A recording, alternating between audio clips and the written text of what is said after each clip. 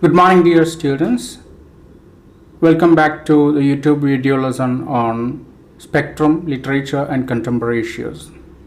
Today we are going to have a talk on the poem No Men Are Foreign, written by James Kirkup. As usual, before entering to the text, we are going to have a small talk on the author James Kirkup. James Kirkup was an English poet, translator, and travel writer. He was born on 23rd April 1918 and died on 10th May 2009.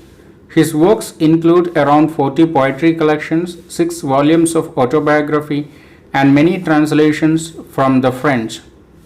He wrote more than 30 books. He became a Fellow of the Royal Society of Literature in 1962. Some of his well-known works are The Drowned Sailor, The Meteor, and Sand Artist. Now the background of the poem No Men Are Foreign. The poem No Men Are Foreign is a short poem of about 20 lines written in free verse. The poem talks about the idea of universal brotherhood. We may belong to different races, tribes, regions, religions, nations, but ultimately we are all human beings. As human beings, we should not see anyone as foreigner or stranger. The poet calls for the peaceful coexistence of all the people. Now into the text of the poem. Remember, no men are strange, no country is foreign. Beneath all uniforms, a single body breathes like ours. The land our brothers walk upon is earth like this, in which we all shall lie. They too, aware of sun and air and water, are fed by peaceful harvests, by war's long winter starved. The poet reminds us that no one is a stranger and no country foreign.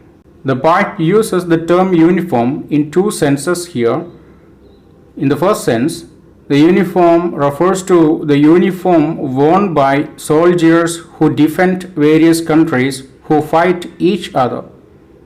The second meaning of uniform is the identity which we wear. The normal people do have lots of identities stuck to them, just like Indian, Pakistani, Bangladeshi, American, French, or something like Muslim, Hindu, Christian, Sikh, Jain, or something like the political identities stuck to people like communist, left or right, something like that.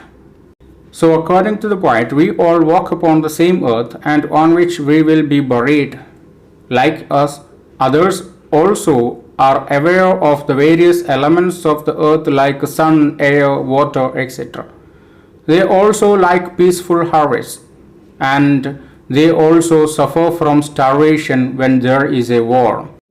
Their hands are ours, and in their lines we read, a labor not different from our own. Remember, they have eyes like ours that wake or sleep, and strength that can be won by love. In every land is common life that all can recognize and understand. They also live by working hard. They also have organs and bodily functions like us. They too are strong like us, but their strength could be won by love. The life of common people is the same everywhere, which could be easily recognized and understood by anyone. Let us remember, whenever we are told to hate our brothers, it is ourselves that we shall dispossess, betray, contemn. Remember, we who take arms against each other, it is the human earth that we defile. Our hells of fire and dust outrage the innocence of air that is everywhere our own. Remember, no men are foreign and no country is strange. The poet reminds us that when someone tells or asks us to hate those who are seen as strangers or who belong to other nations, races, communities, religions, or other political or social identities, we should remember that we are asked to hate, betray, and dispossess ourselves, as there is no difference between us and them. That means the strangers.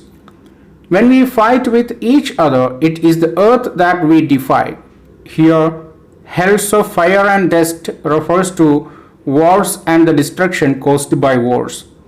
Through the bombs, guns, and other war weapons, we create hells on earth which are full of fire and smoke. The poet reminds us again, now with a change in the use of words, that no one is foreign and no country strange. Thus, the poem celebrates universal brotherhood. So, while concluding, through this poem, the poet wants to promote the concept of universal brotherhood.